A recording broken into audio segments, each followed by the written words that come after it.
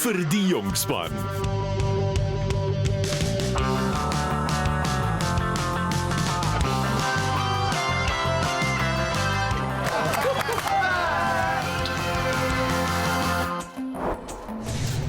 Die jonk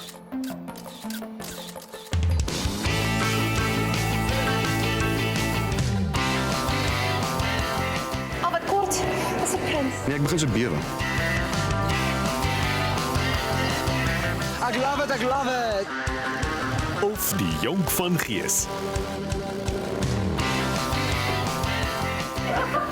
Nou praat jy wat tande.